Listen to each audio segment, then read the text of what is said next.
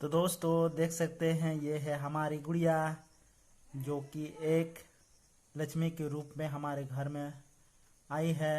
तो इसी को दिखाने के लिए आप लोग को बोले थे कि कंटिन्यू ब्लॉग पर रहिए।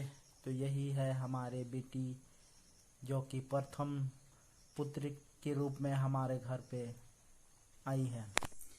हेलो दोस्तों, नमस्कार, जोहार, कैसे हैं आप लोग।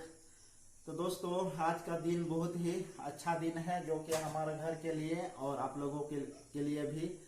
तो दोस्तों आज हम जाने वाले हैं धनबाद और धनबाद में जाके आप लोग को दिखाएंगे कि मैं किस लिए धनबाद जाऊंगा।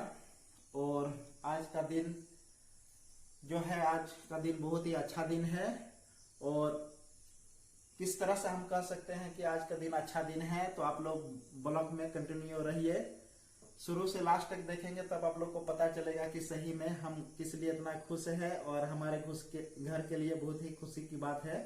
वो खुशी आप लोगों को समझ भी रखना चाहता हूँ, इसलिए आप लोग ब्लॉग में कंटिन्यू रहिए। तो चलिए चलते हैं। तो देख सकते हैं हम लोग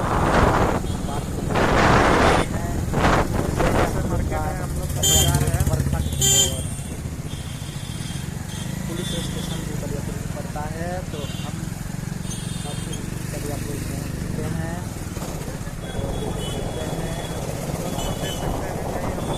बलियापुर से डायरेक्ट पास जाने वाले रास्ता में अभी चल रहे हैं। बारिश होने के कारण उतना ज़्यादा भीड़ नहीं है साइड है और हम लोग बाजार का अपोजिट में साइड में जा रहे हैं, इसलिए इतना भीड़ नहीं लग रहा है।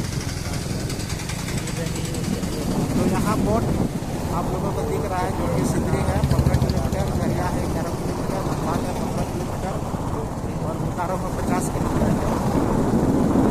सारा कुछ डिटेल वहाँ रखा। तो दोस्तों हम लोग देख सकते हैं यहाँ शोरूम है होंडा का और यहाँ SBI का बैंक भी है और बगल में ये है फैशन मॉल जो कि बलियापुर में स्थित है।